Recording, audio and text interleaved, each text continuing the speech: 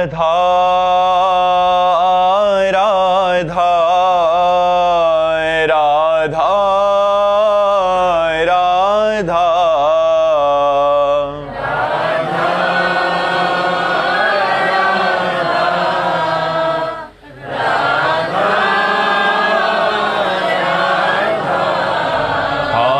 राधा राधा राधा राधा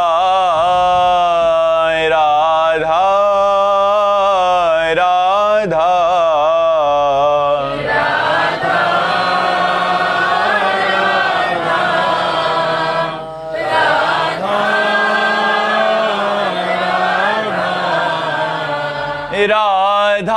राधा हाय राधा राधा राधा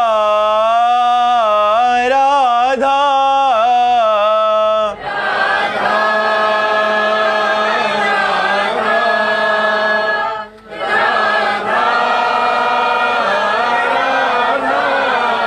हाय राधा राधा राधा राधा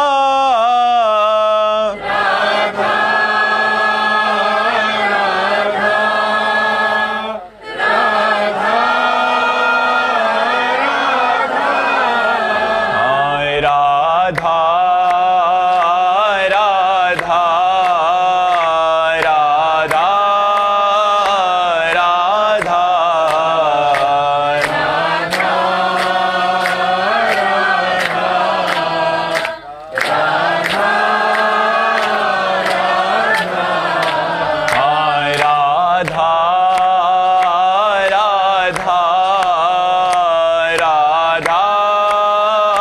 राधा राधा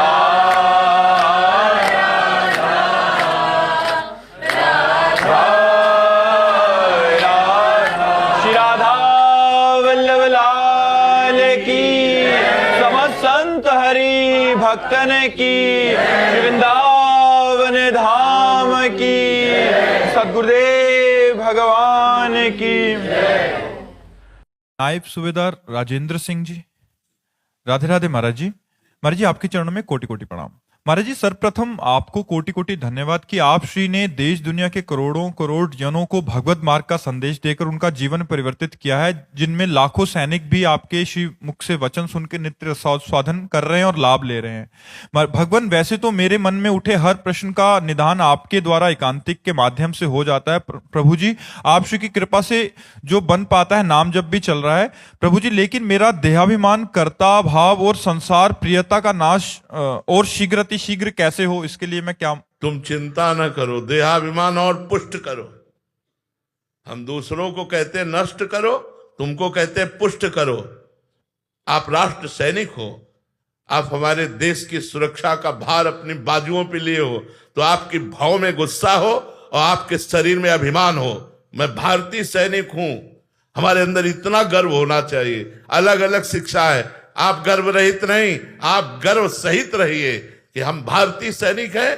अगर हमारे राष्ट्र की तरफ, हमारे समाज की तरफ किसी ने आंख उठाने की कोशिश की, अगर किसी ने कदम बढ़ाया, तो हम अपने प्राण बलिहार करके उसके कदम रोक देंगे, वो आगे नहीं बढ़ पाएगा। आपको ये रखना है, आपको ये रखना है, इसमें आवेश रखना है, आपको क्रोध रखना है, आपको अपने में गर्व रखना है कि मैं भारतीय सैनिक हूं, इसे नहीं छोड़ना है। जैसे गोस्वामी तुलसीदास जी कह रहे हैं, अस अभिमान जाई जन भोरे, मैं सेवक रघुपति पति मोरे। यह अभिमान भूल कर भी न जाए कि सियाराम मेरे स्वामियों, मैं उनका सेवक, ऐसे भूल कर यह अभिमान न जाए। मैं भारत देश का एक सैनिक हूं और अपने प्राण रूपी पुष्प को बलिदान करने के लिए हर समय उत्साहित हूं। बिल्कुल रखो, इसको हटाने की जरूरत नहीं है। अगर यही गर्व रखा तो यही गर्व आपकी सदगति प्रदान कर देगा। आपके श्री मुख से प्रकट सानिध्य में श्री राधा नाम और निरंतर नाम जपने का बल प्रदान करने की कृपा करें। बिल्कुल, अवश्य अवश्य। राधा राधा राधा राधा। हम तो छाती देखो, तुम अगर प्राण समर्पित किए हमारे राष्ट्र के लिए, तुम्हें अपना जीवन, अपनी तपस्या, अपने प्राण आपके लिए समर्पित किए हुए हैं। हम अंदर से आशीर्वाद देते हैं अपने समस्त भारत सैनिकों को, स्वस्थ रहे, परिवार से सुखी रहें और शुद्ध बुद्धि होकर हमारे राष्ट्र की सेवा करें। आप चिंता ना करो, हमारे भारत के ऋषि मुनियों का प्रताप अभी कोई अस्त नहीं हो गया है। आप चिंता ना करें, आप अस्त्र से तो हम शास्त्र से, हम दोनों सैनिक हैं, हम दोनों भारत की रक्षा कर रहे हैं। आप शस्त्र से और हम शास्त्र से, हम शास्त्र के द्वारा बिगड़ी हुई बुद्धियों को सुधार रहे और आप शस्त्र से बिगड़े लोगों को, जो समाज के कैंसर है, उनको नष्ट कर रहे हैं। हम दोनों एक ही काम कर रहे हैं, हम अंदर सुधार कर रहे हैं, आप बाहर सुधार कर रहे हो जी। शिवांगी जी लखनऊ से। राधे राधे। राधे राधे महाराज जी। महाराज जी, भगवान को सिर्फ याद नहीं, महसूस कैसे करूं? स्मृति में जब तन्मयता स्थिति आती है तब अनुभव होता है। तन्मया देवर्षि नारद जी ने लिखा है।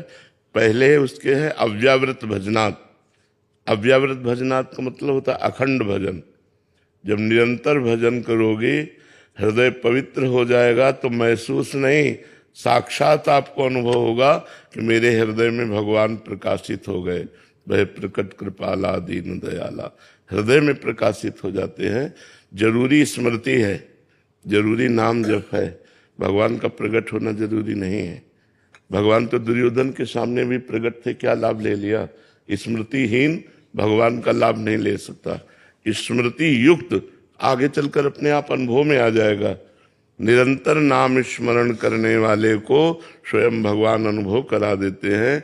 मैं तुम्हारे पास हूँ, मैं तुम्हारे हृदय में हूँ, मैं तुम्हें देख रहा हूँ, मैं तुम्हें प्यार कर रहा हूँ, ये अनुभव में आता है। अगर ऐसा ना हो तो पूरा जीवन संत जन किसके सहारे व्यतीत करते हैं? तो खूब नाम जप करो। स्मृति, केवल स्मृति नहीं, स्मृति ही केवल। आप जैसे केवल स्मृति नहीं, मैं महसूस कैसे करूं? मुझे महसूस करने की जरूरत नहीं। मेरी जिह्वा में राधा चल रहा है, जो नाम वही उनका स्वरूप है। राधा राधा राधा अपने आप आगे। हमारा कार्य है निरंतर भजन में चित्त को जोड़ना, और भगवान का कार्य है आनंद का अनुभव कराना। वो अपना कार्य करेंगे, उसमें बेईमानी नहीं करेंगे, पर हमारे कार्य में ईमानदारी से निरंतर भजन होना चाहिए। भजन खास वस्तु है, भगवान का मिलना खास वस्तु नहीं, क्योंकि भगवान तो बहुतों से मिले, लेकिन जिनके पास स्मृति है वो आनंद में मगन हो गए। देखो विदुरानी जी भगवान की स्मृति में लीन है, भगवान के चिंतन में डूबी हुई है। तो दरवाजा खटखटाया और कहा मैं श्री कृष्ण, तो बेशुद्ध हो गई आनंद में, भगवान पधारे। वही भगवान दुर्योधन को समझा रहे हैं, लेकिन उसकी समझ में नहीं आ रहा कि वो स्मृति विहीन है। भगवत स्मृति ना होने के कारण स्वयं भगवान समझा रहे हैं और उसकी समझ में नहीं आ रहा, पूरे परिवार का विनाश हो गया। और स्मृति युक्त होने पर दरवाजे के बाहर से आवाज आई मैं श्री कृष्ण, इतने में प्रेम में मगन हो गई, बेशुद्ध हो गई। तो जरूरी क्या है? स्मृति। आगे का कार्य भगवान के ऊपर छोड़ दो। सपना कपूर जी दिल्ली से। हरिवंश। श्री हरिवंश महाराज जी। महाराज जी, बाहर का कोलाहल तो कम कर सकते हैं, लेकिन अंदर का कोलाहल कैसे कर? हाँ, बाहर के कोलाहल का कोई बात तो नहीं, अंदर के कोलाहल को ही शांत करना खास बात है। बाहर तो बीच बाजार में बैठकर समाधिस्थ हो जाएगा जिसका अंदर का कोलाहल शांत हो गया। उसी कोलाहल शांत करने के लिए अंदर नाम चलाओ, भगवान का नाम जप। वारी मथे घृत होए बरु सिकता ते बरु तेल, बिनु हरि भजन न भवतरी या सिद्धांत अपेल। ये अटल सिद्धांत है, बिना भजन किए हुए कोई संसार से तर नहीं सकता। तो संसार क्या है? अंदर का कोलाहल, काम क्रोध लोभ मोह मद मत्सर, ये जो आतंक मचाए हुए हृदय में, इन्हीं को शांत करना है। तो भगवान की लीला चरित्रों को गाइए, भगवान के लीला चरित्रों को सुनिए, भगवान का नाम कीर्तन कीजिए, भगवान का नाम जप कीजिए। देखिए आप हृदय शांत होने लगेगा। भगवान का स्वरूप है शांताकारम। तुम्हारा भी हृदय शांत होने लगेगा। न किसी से बोलने का मन होगा, न बात करने का मन होगा, न कुछ भोगने का मन होगा, बस एकमात्र भगवान की स्मृति में रोने का मन होगा। जो आगे चलकर, ये अभी नहीं, आगे चलकर जब हमारे पाप नष्ट हो जाएंगे, तब तो हमें बार बार भगवान के नाम का जप करना है। अंदर जब तक नाम जप नहीं चलेगा, तब तक बाहरी पूजा पाठ से अंदर का कोलाहल शांत होने वाला नहीं। जैसे सांप बिल के अंदर बैठा हुआ फुसकार रहा है और आप ऊपर से लाठी मार रहे हो तो सांप को क्या फर्क पड़ेगा, अंदर घुस के मारना है।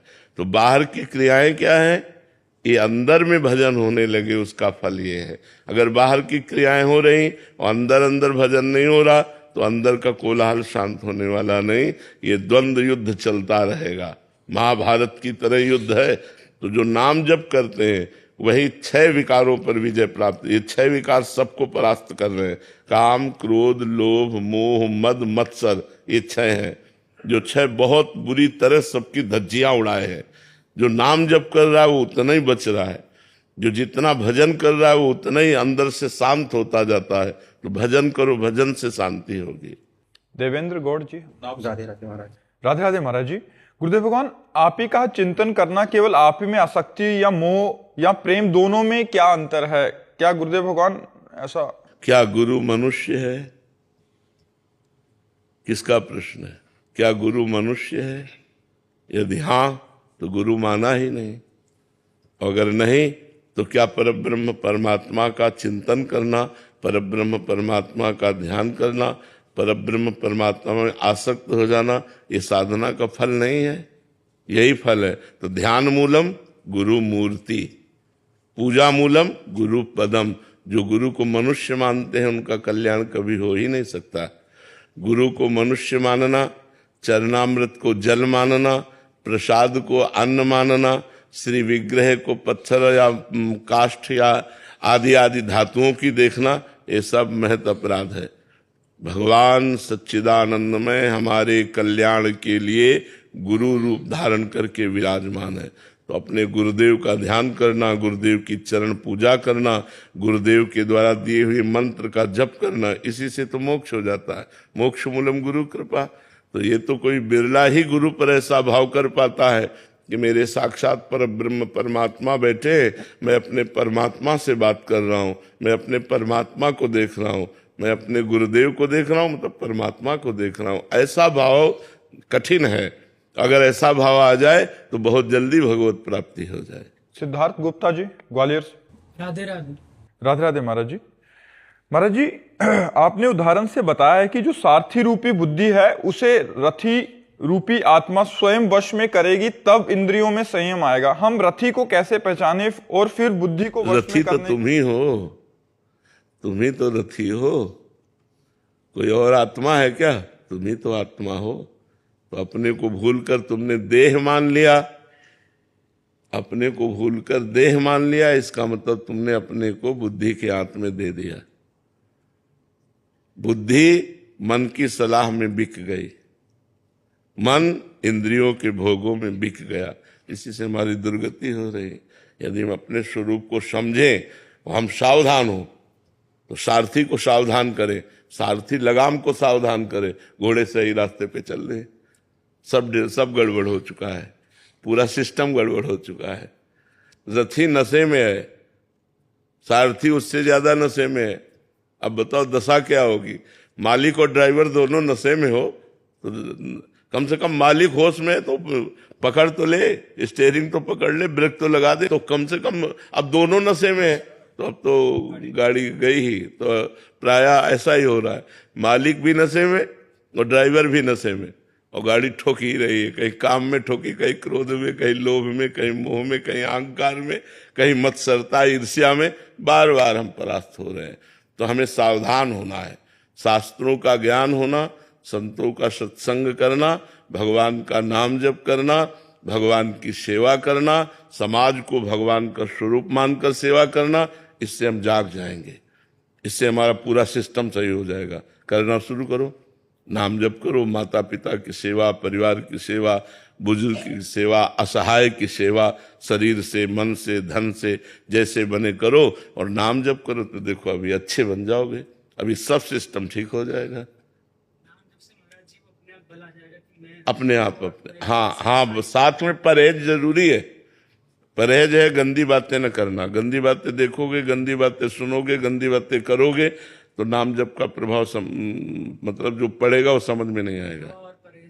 आए हाँ, सदगुरु वैद्य वचन विश्वासा, संयम यह न विषय कयासा। सदगुरु रूपी डॉक्टर की दी हुई वचन उपदेश रूपी औषधि पाओ, लेकिन संयम माने परहेज। परहेज ये कि गंदे विषयों को भोगो मत, गलत धर्म से गलत ढंग से विषयों को भोगो मत, नहीं तो फिर समझ में नहीं आएगा। परहेज बिगड़ जाए तो रोग और बढ़ जाता है। तो परहेज सही रखना चाहिए और नाम जप करना चाहिए। हार्दिक जोशी जी।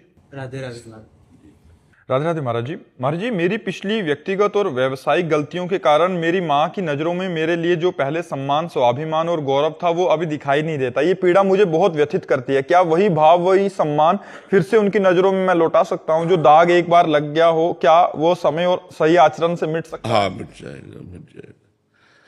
थोड़ा समय लगेगा और हम पुनः अच्छे भाव वाले बने, अच्छा व्यक्तित्व धारण करें तो माँ रहे या न रहे, माँ रूपी भगवान हम पर प्रसन्न हो जाएंगे। और वो प्रसन्न हो गए तो सब प्रसन्न हो गए। जा पर कृपा राम की हुई, ता पर कृपा करे सब कोई। यदि भगवान प्रसन्न हो गए तो पूरा विश्व प्रसन्न हो जाएगा, क्योंकि भगवान विश्वात्मा है। तो हमें चाहिए, हमें अच्छे आचरण करना चाहिए, माता पिता को दुख नहीं देना चाहिए। माता पिता हमारे भगवान हैं। मातृदेव हो पितृदेव हो, ऐसे उनकी आराधना करें तो हमारा जीवन सफल हो जाए। अगर हमारे आचरणों से हमारे माता पिता को दुख पहुंचा तो फिर हमारा जीवन धारण करना, हम जब स्वयं अपने माता पिता को दुख पहुंचा दिया तो हम जीवन में, देखो मनुष्य जीवन की सार्थकता है किसी एक को विश्व में परोपकार करके सुख पहुंचा दो, जिससे स्वार्थ बुद्धि न हो। ये भी लौट के न हो कि हमें थैंक यू बोले। एक को करो तो कम से कम तुम्हारा मनुष्य जीवन तो सार्थक हो गया। किसी एक को आप सहयोग कर दो। तो औरों की बात जाने तो पहले अपने माता पिता का सेवन करना चाहिए, सेवा करनी चाहिए, जिन्होंने हमें इतना बड़ा किया।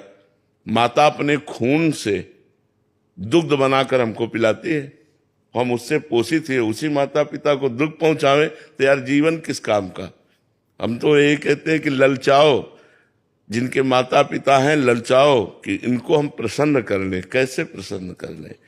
अच्छे वस्त्र, अच्छा भोजन, औषधि, अच्छे आचरण, जिससे वो देख करके उनको गर्व हो कि हमारा बेटा सही चल रहा है।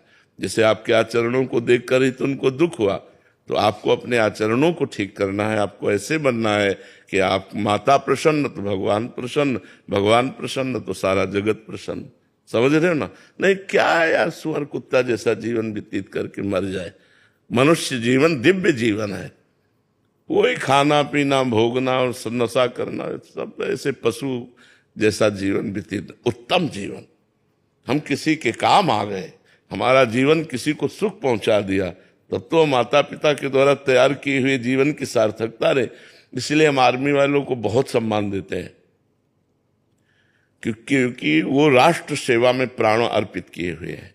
उनको पता है कभी भी कहीं भी हमें तैनात किया जा सकता है और गोली लग सकती है, शरीर पूरा हो सकता है, लेकिन वो अपने परिवार का प्यार और मोह सब बलिदान किए हुए राष्ट्र सेवा में लगे। तो जहां हमें आर्मी के दिखाई देते हैं हम उनको मन से सल्यूट करते हैं कि ठीक है। संत और सैनिक, संत अपने जीवन को जैसे बलिदान करके जगत का मंगल करता है, ऐसे एक राष्ट्र सैनिक तिरंगे की रक्षा के लिए गर्दन कटवाने के लिए खड़ा हुआ है। बॉर्डर में कभी भी गोली, कभी भी आतंकवादी हमला, कभी भी कुछ, उससे डरते थोड़ी हैं। तो हम उन्हीं का आदर करते हैं जो परोपकार के लिए जीवन धारण करते हैं। तो ये हम परोपकार ही मनुष्य जीवन की सार्थकता है, जो दूसरों के काम आ गया।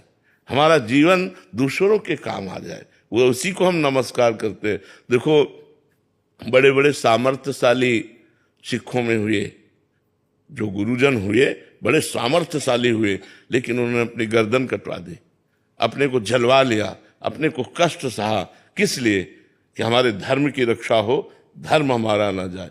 तो हम उनकी चरणों की वंदना करते हैं, हम आज उनका यश गाते हैं, उन वाहेगुरु के चरणों की शरण में होते हैं। हमारा मनुष्य जीवन कितना निम्न कोटि का होता जा रहा है कि हम अपनी केवल वासनाओं की पूर्ति के लिए ऐसे जीवन को नष्ट कर रहे हैं। नहीं, उठो और अच्छे बनो, गंदे आचरणों का त्याग करो। समाज में ऐसा कम से कम हो कि आदमी परोपकारी है। माता पिता देखकर सुखी हो, परिवार मोहल्ला देखकर सुखी हो। अब शराब पिए लड़खड़ाते गिर रहे हो, गंदे आचरण कर रहे हो, वो सब ठीक नहीं है। ठीक है। अभिषेक जी पंजाब से। राधे राधे महाराज जी। महाराज जी, दैन्यता क्या है? किस प्रकार के स्वभाव को दैन्यता कहा जाता है? क्या केवल मीठा बोलना ही दैन्यता है? नहीं, ये तो चापलूसी भी हो सकती है, चालबाजी भी हो सकती है। किसका प्रश्न है? दैन्यता का तात्पर्य होता है अहम शून्य जीवन, अहंकार रहित जीवन, जिसमें केवल भगवान की कृपा, परिपूर्ण हृदय, भगवान की कृपा ही हमारे हृदय में बैठकर हमारे द्वारा सारे कार्य करा रही है। वैसे तो मैं अधम हूं, मैं नीच हूं। तृणादपि सुनीचेन तरोर्यु सहिष्णुना अमानिना मान देन कीर्तनीया सदा हरि। तृण से नीच अपने को वो मानता है, अहंकार रहित होने के कारण उसमें किसी भी सद्गुण का अभिमान नहीं होता, और सारे सद्गुण उसमें होते हैं। वो दैन्य होता है, उसको अपने गुणों का भान नहीं होता। गुणों का भान अहंकार को प्रकट करता है, या अहंकार से ही गुणाभिमान होता है, उसमें गुणाभिमान नहीं होता। इसलिए जैसे उसको प्रणाम करो तो सकुच जाएगा कि मैं इस योग्य नहीं हूं। अति दैन्य, तृणादपि सुनि, तृण से भी अपने को नीच मानने वाला, वृक्ष के समान सहनशील, दूसरों को मान देने वाला, स्वयं मान न चाहने वाला, वो दैन्य कहा जाता है। अहंकार शून्यता के कारण बाहरी मृदु भाषण करना तो चालबाजी भी हो सकती है, कि वो मृदु भाषण बोलता है लेकिन हृदय छुरधाराभम, हृदय छुरे की धार की तरह तीखी है। किसी के साथ बेईमानी, किसी के साथ कपट छल, और बड़ा मृदु ऐसे देखे गए हैं। मृदु बोलना ही कोई दैन्यता नहीं है, या अपने को ऐसे करना ही कोई दैन्यता। हो सकता है कुछ नहीं करे, लेकिन अहम शून्य जीवन ही दैन्य है। यही दरबार दीन को आदर रीति सदा चली आई। जेहि दीन प्यारे वेद पुकारे द्रवहु सुश्री भगवाना। जिसको दीन जन प्यारे हैं, दीन का मतलब होता है अहंकार शून्य। वो चक्रवर्ती सम्राट महाराज अम्बरीश भी हो सकते हैं जो दैन्य है, और अगर अहम है तो छोटी छोटी बात को लेकर है, और भगवान को अहम प्रिय नहीं है, भगवान को अहंकार प्रिय नहीं, दैन्य प्रिय है। तो अहम शून्य जीवन ही को दैन्य कहते हैं, ना कि मृदु भाषण या नम्रता दिखाना। ये तो नाटक भी हो सकता है। जैसे हम कह रहे हैं हम बहुत नीच अधम हैं, और जब दूसरा सभा में खड़ा होकर कहे पाखंडी नीच अधम, और मुझे लगे कि हाँ ठीक बात कहा, मैं ऐसा ही हूं, वो है दैन्यता। जब किसी भी तरह की प्रक्रिया से अहम जागृत ना हो, दैन्य। जैसे अम्बरीश जी के सामने दुर्वासा जी कृत्या प्रकट किए, लेकिन अम्बरीश जी वैसे ही हाथ जोड़े खड़े रहे, ना भय और ना किसी भी तरह का कोई कोप नहीं, शांत वैसे ही खड़े रहे। तो भगवान के सुदर्शन चक्र ने कृत्या को नष्ट करके दुर्वासा को त्रिभुवन में खदेड़ा। दैन्य की रक्षा स्वयं भगवान करते हैं। अहंकार रहित जीवन ही दैन्य जीवन है। अगर थोड़ा भी अहंकार है तो भगवान को पसंद नहीं है, और ये अहंकार नष्ट होता है संत सेवा से, संत चरण रज से, संत चरणामृत से, संत वचनामृत से। दूसरा कोई उपाय नहीं। तिनकी संगति रहित जाति कुल मद सब नंसई। जाति अभिमान, कुलाभिमान, धनाभिमान, विद्याभिमान, तप का अभिमान, भजन का अभिमान, सारे अभिमानों का नाश गुरुदेव की चरण शरण से, संतों की सेवा से, संतों के वचनों से, संतों की चरण से अभिषिक्त होने से यह अभिमान नष्ट हो जाता है। समझ पाए आप? वरुण जी मुंबई से। राधे राधे महाराज जी।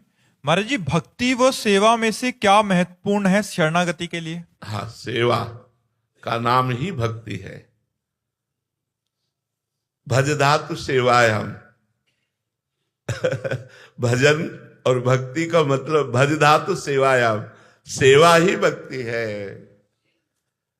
अपनी सेवा, समाज की सेवा, ठाकुर सेवा, हम सेवा ही तो कर रहे हैं, इस तन की भी सेवा कर रहे हैं।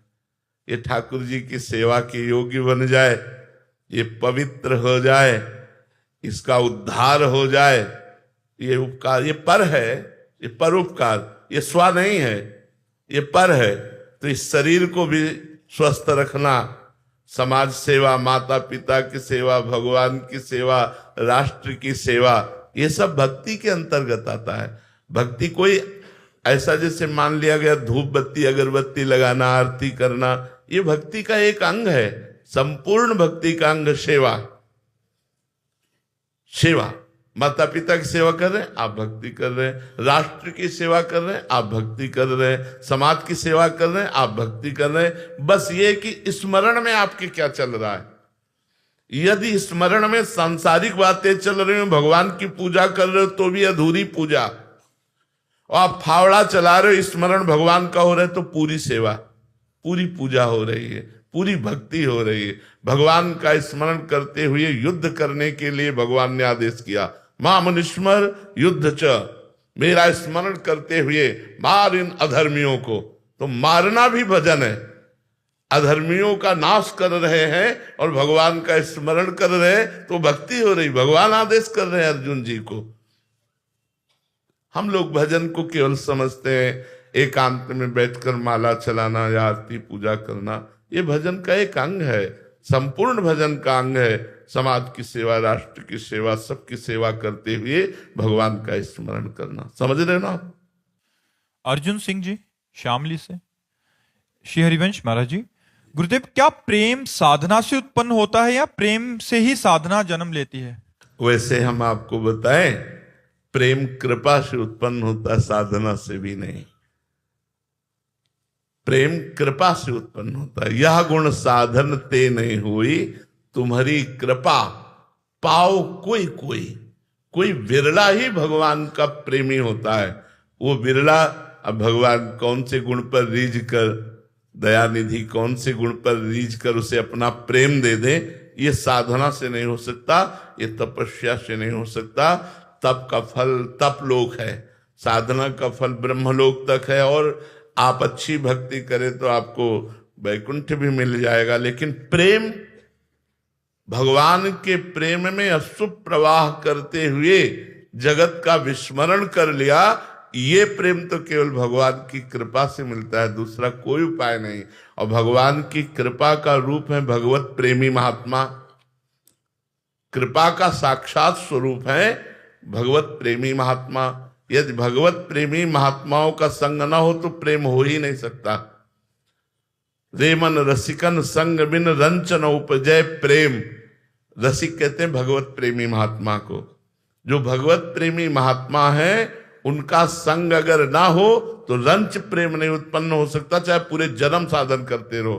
प्रेम साधना से नहीं, प्रेम कृपा से होता है। और कृपा का साक्षात स्वरूप है अब मोहि भाव भरोस हनुमंता, बिनु हरि कृपा मिले नहीं संता।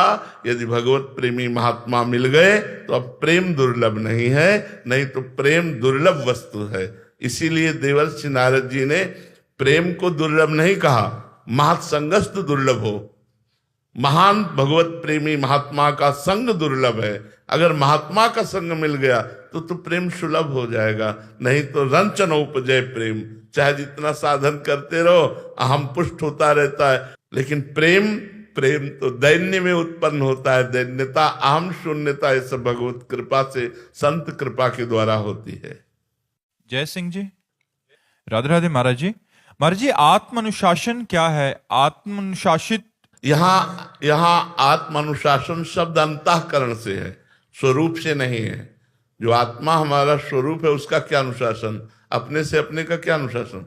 आत्मस्वरूप अंतःकरण का अनुशासन, मन का, बुद्धि का, चित्त का, अहम का गलत मार्गों में न जाना, सत्य मार्ग में लगाना, उसे आत्म अनुशासन कहते हैं। यहाँ आत्मा का इशारा अंतःकरण से, अपने स्वरूप से नहीं है।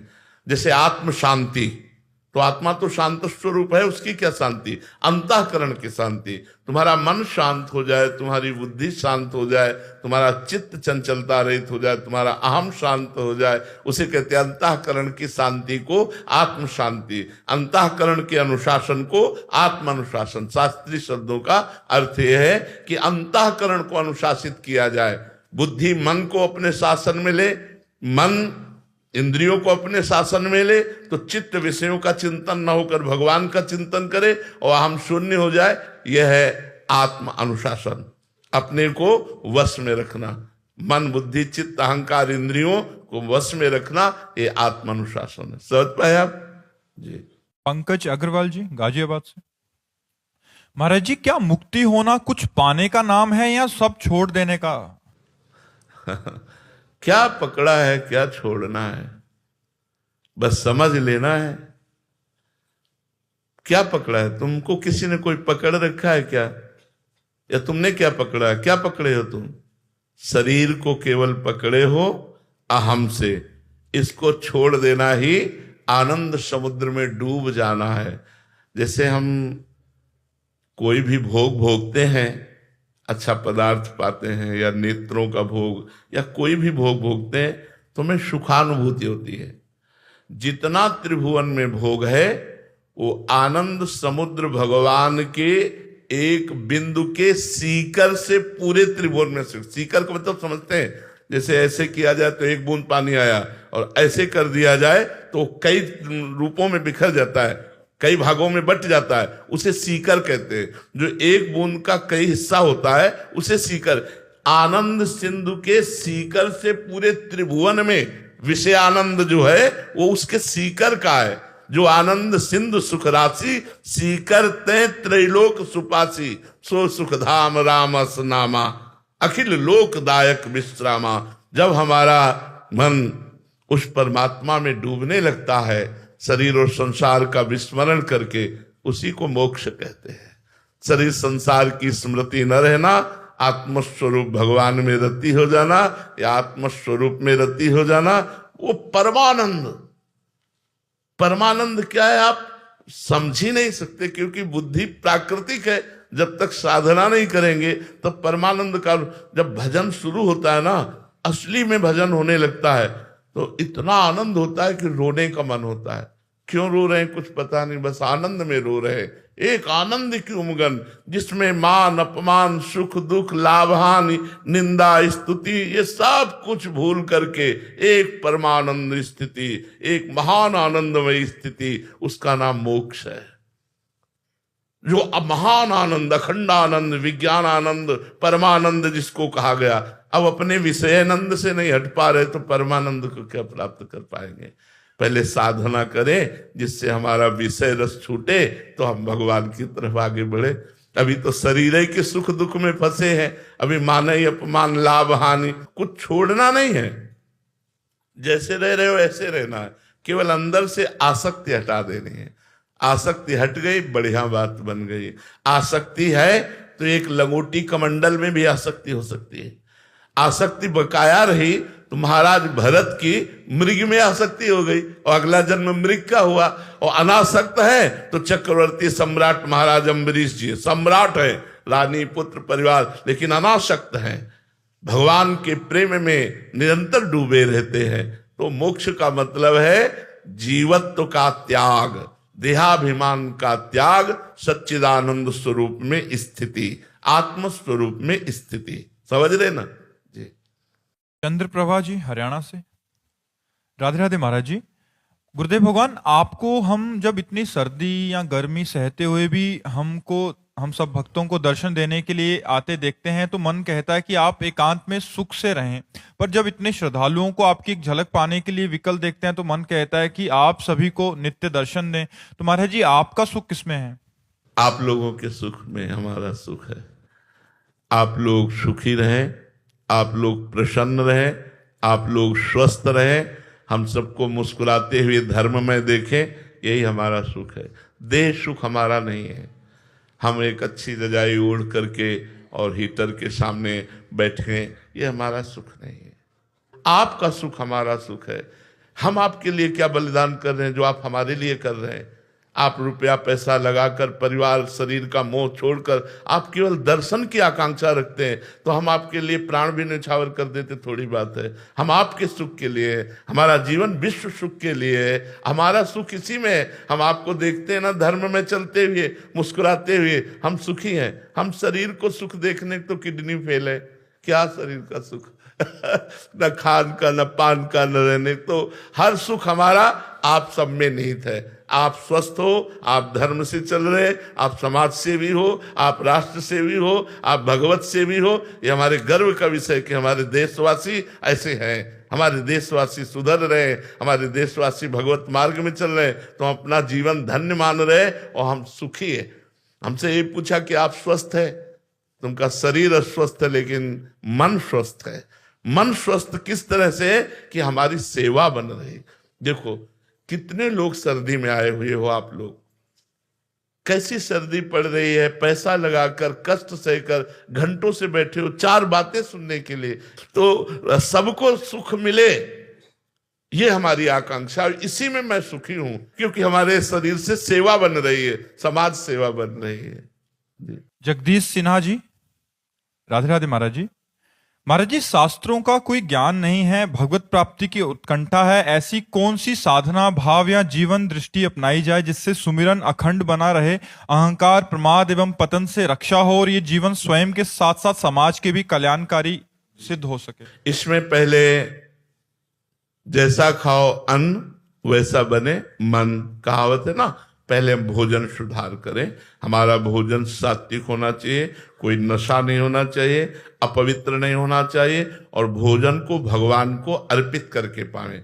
मान लो भगवान की छवि है तो नहीं तो 1 मिनट लगता है, ध्यान किया और भगवान को जो अपने सामने थाल है अर्पित की तो पवित्र हो जाता है। प्रसादे सर्व दुखानाम हानिरस्य उपजायते, जो भगवान को अर्पित कर दिया जाता है वो प्रसाद हो जाता है। प्रसाद हमारे पाप को, हमारे दुखों का नाश करता है। तो हमारा भोजन शुद्ध हो और हमारा संग शुद्ध हो। अगर हम गलत लोगों का संग करेंगे, कुसंग करेंगे, तो हमारी मति भगवान में शुद्ध रूप से नहीं लग पाएगी। जाके प्रिय न राम वै देही, तजिए ताहि कोटि वैरी सम, यद्यपि परम स्नेही। जो भगवान से प्रेम नहीं करते, गंदे आचरण करते हैं, ऐसे लोगों के बीच में न बैठे। कुसंग का त्याग, भोजन पवित्र, और श्रीमद् भागवत का 1 अध्याय चाहे पाठ कीजिए, रोज अर्थ सहित पाठ कीजिए, और संतों का सत्संग चाहे 10 मिनट सुनिए, जरूर सुनिए। तो सत्संग, श्रीमद् भागवत का स्वाध्याय, भोजन शुद्ध, तो नाम में रति होने लगेगी। और जितना नाम जपिए उससे पीछे मत हटिए, एक संख्या रखिए। जैसे आज हमने 10,000 जपा, तो अब जीवन में 10,000 के नीचे नहीं हो सकता, ऊपर ही चलेगा। ऐसा हठी स्वभाव बनाइए तो धीरे धीरे नाम में रुचि, और जहां नाम में रुचि हुई तो नाम आपको पकड़ लेगा। नाम फिर हृदय में अपने आप चलने लगता है, वो जीवन कृतकृत्य हो जाता है। आप नाम में लगिए, बस ये सुधार कर लीजिए जी। प्रकाश जी, अहमदाबाद से, राधे राधे महाराज जी। प्रभु, आपने एकांतिक में एक बार कहा था कि आपको जान जाओगे तो कुछ जानना शेष नहीं रह जाएगा। प्रभु, आपके वास्तविक स्वरूप का ज्ञान करवाइए। देखो, ये जो 5 भौतिक देह है ये ढांचा है। इस ढांचे में जो तत्व है उसको जानना कहते हैं, इसको जानना नहीं कहते। आप देख करके हमें हमारे स्वभाव को, हमारे गुणों को देख कर कह दो हम आपको जान गए, तो ये त्रिगुणमयी माया के सारे खेल हैं जो आप देख पा रहे हो। क्योंकि आपकी दृष्टि त्रिगुणात्मिका माया से युक्त है, तो आप माया में ही बात देख पाओगे, और जो स्वरूप है वो माया मुक्त है। तो हमें जान गए मतलब परमात्मा को जान गए। जैसे अपने को जान गए तो आप हमें जान गए, हमें जान गए तो परमात्मा को जान गए। तो इसलिए जो गुरु मंत्र मिलता है, नाम मिलता है, वो यही जानने के लिए मिलता है। सोई जाने जिह देहु जनाई, और जानत तुम्हें हो जाए। हमारा स्वरूप जो है वो आत्मस्वरूप है, और उसमें भी भाव स्वरूप है। जो सहचरी बपू है वो बिना भजन के, बिना कृपा के वो ऐसा नहीं है कि प्रदर्शन कराया जा सके, कोई ऐसा नाटक हो या कोई, वो तो सच्चिदानंद तत्व है। उसका अनुभव होता है जब हम उस कोटि का भजन करते हैं, तब अनुभव होता है कि मेरे संत या मेरे गुरुदेव का क्या स्वरूप है। और जो उस स्वरूप को जान गया वो उस स्वरूप में हो जाता है, उसमें अंतर। तभी कहा, जब एक कह रहे थे हम आपको जान गए, तो हम कहा नहीं भैया, ढांचे का तुम जानकारी कर सकते हो, इसके गुणों गुण हमें नहीं जान गए। जो हमारा स्वरूप जान जाओगे तो आप हमारे समान हो जाओगे, आप परमात्मा को प्राप्त कर लेंगे, क्योंकि आत्मस्वरूप का ज्ञान होना मोक्ष पद का अनुभव करवाना है। तो हमारा स्वरूप जो है वो अलग है, शरीर जो है वो अलग है। सौरभ शर्मा जी शिमला से। राधे राधे महाराज जी। महाराज जी, मेरा स्वभाव ऐसा हो गया है कि मैं छोटी छोटी बातों पर क्रोधित हो जाता हूँ। क्रोध की अवस्था में अपने ही निकट जनों के प्रति कठोर और कभी कभी अपशब्द बोल देता हूँ, जिसका मुझे बाद में बहुत पश्चाताप होता है। हाँ, नाम जप ना होने के कारण सही तो गंभीरता नहीं है। क्षणे रुष्टा क्षणे तुष्टा, रुष्टा तुष्टा क्षणे क्षणे, क्षण में रुष्ट हो जाना, क्षण में ये नहीं, गंभीरता लानी चाहिए। इसके लिए नाम जप करो, अच्छे से नाम जप करो। नाम जप आपको गंभीर कर देगा, धैर्यवान कर देगा, शीतल कर देगा। इसलिए नाम जप में लगो। भगवान का जो नाम आपको प्रिय हो, अधिक से अधिक नाम जप करो, और उस जप को भी भगवद अर्पणम मस्तु कर दो, कृष्णार्पणम मस्तु कर दो। तो भगवान की कृपा से आपके अंदर आध्यात्मिक धैर्य आएगा। तो धैर्यवान काम क्रोध पर विजय प्राप्त कर सकता है। जो धृतिवान है वही विषयों पर विजय प्राप्त कर सकता है। ये जो हमारे अंदर बहुत हल्कापन आ गया है, ये भजन की कमी के कारण आ गया है। हम भजन को बढ़ाएं, जिससे हम धैर्यवान गंभीर बने, कि बड़े से बड़ा अपराध कर देने पर भी हमें क्षमा करने की बात आवे, कि उसको क्षमा कर दे, उससे क्रोधित ना हो। ये आपके लिए है। बड़े से बड़ा अपराध कोई हमारे संग करे तो हम कोशिश करें कि उसे क्षमा कर दें, और भगवान से प्रार्थना करें कि इसकी बुद्धि शुद्ध कर दो, ये जो अपराध की प्रवृत्ति इससे निवृत्त हो जाए, ऐसा भाव रखना चाहिए। तो नाम जप करो, नाम जप बढ़ाओ। करते हो नाम जप? थोड़ा बहुत करता हूं अभी। नहीं, और कीजिए। नाम काउंटर रखे हो? है कितना नंबर चलते हो? महाराज जी, कभी थोड़ा 1000 भी हो जाते हैं, कभी कई दिन छूट। नहीं, इस पे हम सबसे प्रार्थना करते हैं कि आप माना 1000 जपते हो, लेकिन 1000 से फिर 900 नहीं होना चाहिए। एक नियम बना लो कि अगर 1000 हम रोज जपते हैं तो 1024 घंटे में जपेंगे। अब हम 1000 के ऊपर भले निकल जाएं, नीचे नहीं आएंगे हम। तो ऐसा नियम लो, ठीक है? आज से आप नियम ले लो ऐसा कि हाँ। प्रभु जी बल प्रदान करें जी। विशेष दोषी जी। राधे राधे महाराज जी। गुरुदेव भगवान, आपके चरणों में कोटि कोटि प्रणाम। गुरुदेव भगवान, जैसे आप सबको प्यार करते हैं, आपका स्वभाव सरल निर्मल प्यारा है, वैसे ही केली कुंज परिकर का भी स्वभाव है। ऐसा हम संसार में रहते हुए ऐसा धारण कैसे कर सकते हैं महाराज? भगवान का जब हम आश्रय ले लेते हैं और सब में भगवान को देखने की चेष्टा करते हैं, तो अपने भगवान से हम कैसा व्यवहार करेंगे? तो हम जब आपसे बात करते हैं तो मेरे भगवान, आपको इस भाव से हम करते हैं तो हम बहुत प्रिय बर्ताव, और आपका कल्याण हो, आपका मंगल हो, आप सुखी रहें। हम अपने तो प्यारी जू को भी आशीर्वाद देते हैं, लाडली जू थारो अविचल रहो जी सुहाग, चिरजीवो भूतल यह जोरी। तो आपको उसी स्वरूप में आनंद मंगल देने के लिए मृदु, अच्छा जैसी हम चिंतन वृत्ति रखते हैं वैसा हमारा स्वभाव बन जाता है। जैसे हमारा चिंतन श्री जी का है तो बड़ा मृदु चिंतन है, मृदु है ना, सुकुमारी कृपामयी करुणामयी दयामयी। तो वैसे ही स्वभाव हम सब साधकों में आता है कि करुणा दया कृपा। तो अगर हम प्रभु का चिंतन करने लगे तो हमारे स्वभाव में परिवर्तन हो जाएगा। अगर प्रियाजू का चिंतन, इसीलिए हम सबसे कहते हैं राधा राधा जपो, इससे लौकिक और पारलौकिक दोनों उन्नति आपकी हो जाएंगी। लौकिक उन्नति में जो बाधा है वो भी दूर हो जाएगी, और पारलौकिक उन्नति तो है ही। अच्छा, इसमें न पैसा लगता है और न कोई बहुत बड़ा मंत्र है कि हमें जपने में राधा राधा राधा राधा राधा। और ये पराविद्या है, द्विक्षरा परा विद्या। आप जप करके देखिएगा, कोई पैसा तो लगता नहीं कि घाटा हो जाएगा। जप करके देखिएगा, आपका लोक परलोक सब मंगल हो जाएगा। श्री राधा वल्लभ लाल की। आपके दर्शन से गुरुजनों की स्मृति आती है, जिन्होंने अपना सर्वस्व धर्म के लिए बलिदान कर दिया। हम देख करके बहुत गर्व करते हैं। जब आप लोग हमसे मिलते हैं ना, तो हम गर्व करते हैं कि हमारा सौभाग्य है कि वाहे गुरु के पार्षद हमसे मिलने आए, हमें दर्शन दिए। हमें इस बात का सुख मिलता है। हाँ, आंतरिक जो ये वेशभूषा है, ये वाहे गुरु की स्मृति दिलाती है। उनका बलिदान याद आता है कि हमारे धर्म के लिए, हमारे राष्ट्र के लिए कैसा बलिदान महापुरुषों ने किया। बस उन्हीं के मार्ग पर हम चलते रहे, उनके चरणों की कृपा ऐसी बनी रहे कि हम गुरुवाणी के अनुसार चलें, हम धर्म के अनुसार चलें, अपने जीवन को देश के लिए, समाज के लिए और वाहेगुरु के लिए बलिदान करने की क्षमता रखें उनके बल से। बस यही हमारे जीवन का उद्देश्य बन जाए जी। महाराज जी, धन्यवाद। जय जय श्री राधे, जय जय श्री राधे। अब राधा गिरधर हो गए जी महाराज जी। सब परिकर तो महाराज जी आकर के वहाँ सुख प्रदान कर गए। मैंने भी एक बार महाराज जी को ना प्रणाम करना।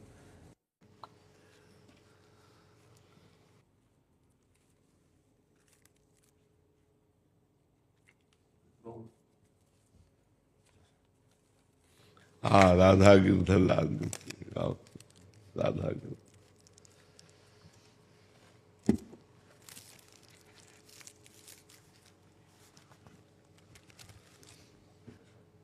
तीनों लोग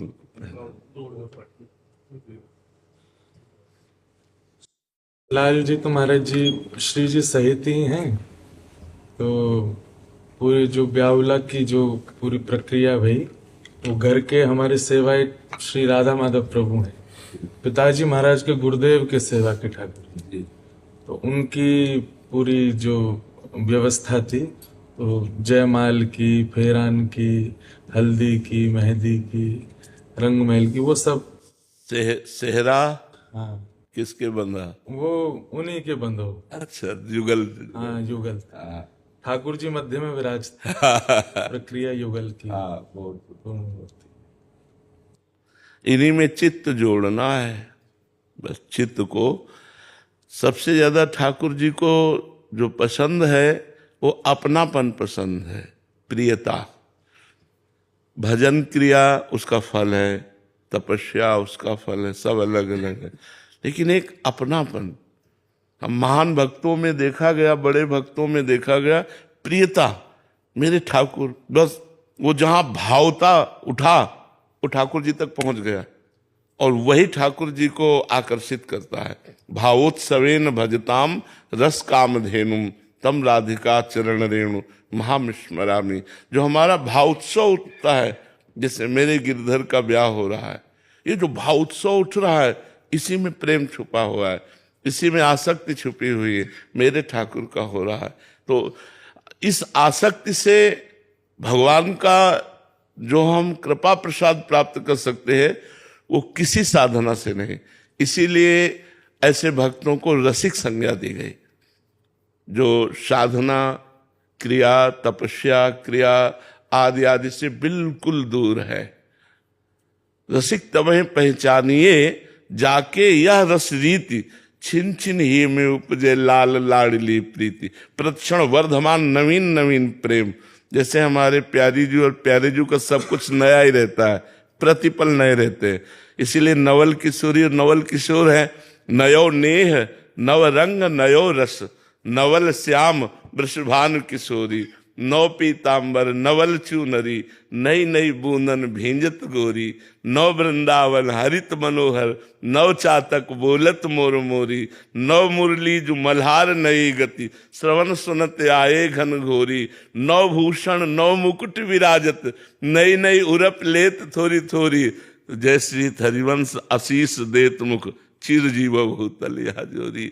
अपने नवीन युगल सरकार का नवीन वृंदावन, नवीन वैभव देखकर हित सजनी जी के हृदय में आनंद नहीं फूला। इतना आनंद समा नहीं रहा है, इतना आनंद कि वो आशीष दे रहे, चिर जीवो भूतल यह जोरी। अपनापन, अपनापन। उसी बात को प्रमाणित करने के लिए अपने जनों के लिए करें, रहो को काहू मन ही दिए, मेरे प्राणनाथ श्री श्यामा शपथ करो तृण छिए। रहो को काहू मन दिए। जो श्यामाजू के चरणों की प्रियता है उससे लालजू बिक जाते हैं, और जो लालजू के चरणों की प्रीता है इससे श्यामाजू का कृपा प्रसाद प्राप्त होता है। लाल रंगीलो गाइए ताते प्रीति रंगीली पाइए, और ललित रंगीली गाइए ताते प्रेम रंग रस पाइए। तो प्रीतम और प्यारी ये दो हमारे नेत्र हैं, इनमें कौन प्रिय है कहा नहीं जा सकता, क्योंकि दो देखने में दृष्टि एक है। ऐसे ही हमारे प्यारी जू एक है। श्री हरिवंश सुरीत सुनाऊं, श्यामा श्याम एक संगाऊं, छिनिक कबहु न अंतर होई, प्राण सु एक देह है दोई। राधा संग बिना नहीं श्याम, श्याम बिना नहीं राधा। ये रह ही नहीं सकते। ये एक ही संग है। अगर वो श्री कृष्ण बपू में केवल दिखाई दे रहे तो प्रियाजू विराजमान है, अगर प्रियाजू दिखाई दे रही तो लालजू विराजमान है। ये रह न सकत, एक पल के लिए भी अंतर में नहीं रह सकते, ये एक ही है। तो वो बड़ी कृपा होती है जब हमारे हृदय में इनके सुख की चाह प्रकट होती है। इनसे अपने सुख की चाह करने वाले तो लाखों भक्त हैं जो धन्यवाद के पात्र हैं, लेकिन इनके सुख की चाह ये बहुत बड़ी बात है, और ये अपनेपन में होती है। अपने लालजू को आज ये हार पहनाना, अपने लालजू को पोशाक, आज लालजू को ये भोग पवाना है, आज प्यारी जी को ये, बस यही भाव मगन रहे ना तो इस सीधे श्री जी की सेवा प्राप्त होती, सीधे लालजू की सेवा प्राप्त होती। सेवा प्राप्त होना कठिन है, कल्याण हो जाना, मोक्ष हो जाना ये तो सब प्रभु देते रहते हैं। अपने श्री अंग की सेवा उसी को देते हैं जो बिल्कुल अपनापन, मतलब प्राणों से भी अपनापन नहीं, प्राणों से भी उतना अपनापन नहीं। अगर मांगे जाए तो एक क्षण में प्राण दे दे, हाँ, लेकिन वो हमारे प्राणनाथ हैं, हमारे प्राणों के प्राण हैं। इतना प्यार हो जाए, प्रभु से प्यार होना कठिन बात है, प्रभु से प्यार हो जाए। वो प्यार के लिए ही ये अर्चा विग्रह रूप धारण किए हुए, नहीं तो हम कैसे प्यार कर पाए, क्योंकि वो अव्यक्त हैं। तो अर्चा विग्रह में इतनी आसक्ति हो जाए हमारी कि उठते बैठते चलते, इस समय लालजू हमारे क्या पाएंगे, इस समय लालजू को हमें क्या पहनाना है, इस समय लाल वो अंदर चलता रहे। कहीं भी जा रहे हैं, कोई भी अच्छी चीज देखिए, ये लालजू के लिए ठीक रहेगी, ये हमारा चिंतन उनके प्रति बन जाए, बस ये खास बात है। प्रियता हो जाए, अपनापन हो जाए। बहुत कृपा है श्री जी की आपके ऊपर।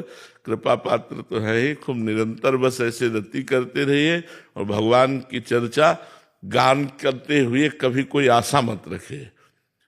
जो प्रभु दे दे, जैसे प्रभु रखे, बस भगवान की चर्चा भगवान की प्रसन्नता के लिए गाइए, तो ये जीवन प्रेममय हो जाएगा। श्री पूज्य रामचंद्र डोंगरे जी केवल भगवान की चर्चा, भगवान के लिए अपने लालजू को सामने रखते तो आंसुओं की माला पहनाते रहते थे, अश्रु चलता रहता, भगवान की चर्चा। जीवन धन्य यही है। अर्थ तो कितना लोगों के बैंकों में जमा है, कितना घरों में जमा है, उसका कोई महत्व नहीं, अर्थ कोई महत्व ही नहीं रखता। भगवान के सामने अर्थ कोई महत्व नहीं रखता। आज भगवान की कथा को गौड़ और अर्थ को मुख्य माना जाता है, नहीं, भगवान की कथा को मुख्य, अर्थ तो गौड़ वस्तु है, तो पीछे आपके दास की तरह डोलेगी। जो वैभव ऐश्वर्य है वो तो दास है, भगवान के चरणों की सेवा में जब आप हो तो आपकी सेवा में लगे रहेगा। तो अर्थ की प्रधानता न रखते हुए भगवान की अद्भुत महिमा का गान करते हुए स्वयं उसमें प्रफुल्लित होते हुए हमारा जीवन व्यतीत हो, यही गिरधर लाल से प्रार्थना है कि उन्हीं में आसक्ति हो, उन्हीं का चिंतन हो, उन्हीं का गान हो, और उन्हीं में हमारा शयन हो जाए। जो आखिरी चिर शयन है वो उन्हीं के चिंतन में हो जाए, तो हमारा जीवन सार्थक हो गया। क्या सेवा करे आपकी? नहीं महाराज जी, बस बाबा से बात हुई, मैं तो बहुत दिन से तड़प रहा हूँ, मैंने कि महाराज जी के दर्शन करने हैं मुझको, तो बस अभी कथा के लिए निकल रहा हूँ। अब लाल जी, अब राधा गिरधर लाल जी आवेंगे, पहले तो गिरधर लाल जी पधारे, तो जब लाल जी आवेंगे तो अब हम भी चतुर्भुज है गए, तो नहीं, ठीक है जी की महाराज जी हर वर्ष हम पर्ची डालें ठाकुर जी के आगे कि अगला उत्सव कहाँ कराएंगे, तो 4 स्थानों के नाम रखते हैं। तो गत वर्ष नाथद्वारा में था, तो भाव था कि गोवर्धन, वृंदावन, बरसानो, या फिर एक बाहर को स्थान रखो कहीं को। तो मन में भाव आयो कि अगर बरसाने की पर्ची आ गई जी तो ठाकुर जी के आगे डालें, जो सबसे समीप जावे वो को माने कि ये ठाकुर जी आज्ञा कर रहे जी हैं। तो मैंने कि अगर बरसानो आयो जी तो समझ जाएंगे कि ठाकुर जी को ब्याहुला होना। जी जी तो नाथ द्वारा में जब पर्ची डाली तो जो सबसे समीप गई जी। तो उठाई तो श्री बरसाना धाम। हाँ। तो ठाकुर जी बोले ब्याह हुए। लेकिन महाराज जी बीच वर्ष में ही ठाकुर जी बोले कि पहले ब्याह मेरो होएगो, मतलब मेरो ब्याह करवे से पहले तू एक सेवा बारी लिया। अकेलो मेरो ब्याह करेगो तो फिर कैसे अकेलो संभालेगो। जी तो बीच में योजना ऐसी बनाई कि पहले दास को हैगो और 1 महीना में ठाकुर जी को हैगो। लेकिन महाराज जी जितनो मन में उमंग और आनंद और उत्साह ठाकुर जी के ब्याहुला को भयो, जी कि कैसे भी ठाकुर जी को ब्याह हो, मधुर हो, आनंद में हो। तो एक बार और मैं लाल जी के सहित जी हम कृपा कीजिएगा, दर्शन करेंगे जरूर। तब आऊंगा और बाकी संग में भी लाऊंगा परिवार को, जी तो सहित दर्शन कर भी आऊंगा। जरूर। एक चुनरी दे दो, सखी को दे देंगे चुनरी एक से। आपको स्वास्थ्य अनुकूल है महाराज जी? बस ये है कि श्री जी की कृपा से चल रहा है, बस चल रहा है। बस लाडली जी और सब संतों की कृपा है तो बहुत सुंदर चल रहा है। हमें भगवत चर्चा करने को मिलती है, हमारी दिनचर्या चल रही, पर इतनी बड़ी कृपा है। अब दिनचर्या चल रही सब तो हम राजी हैं, जितना कष्ट मिले उस पर कोई परेशानी नहीं। दिनचर्या हमारे लिए बहुत माननीय है, जो जिसमें आप स्वयं की दिनचर्या और समाज की दिनचर्या दोनों का पालन हो रहा है। जो अपनी दिनचर्या साधना की वो चला रहे और जो भगवत सेवा समाज की है वो चल रही, इसलिए मन में उत्साह बना रहता है।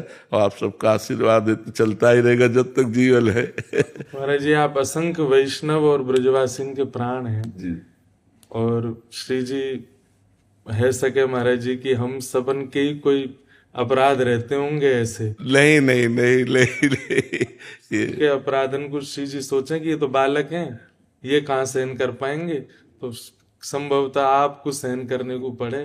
पर श्री जी ऐसे अनुग्रह करें कि आप बिल्कुल स्वस्थ रह जाएं, कोई आपको मन से बहुत स्वस्थ है। श्री जी की बहुत कृपा है, मन से बहुत स्वस्थ है, हर समय आनंद मतलब उनकी चरण रज का बना रहता है, इसलिए तन का प्रभाव नहीं पड़ता।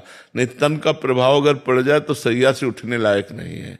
मन बहुत आनंदित रहता है, बस इसी से सब चलता रहता है। मन आनंदित है तो हर स्थिति में आनंद बना रहता है, चाहे जैसी शरीर की परिस्थिति हो वो मन तैयार रहता है। अगर मन कहीं बीमार हो जाए तो गड़बड़ हो जाए, फिर ये मन आनंदित रहना चाहिए।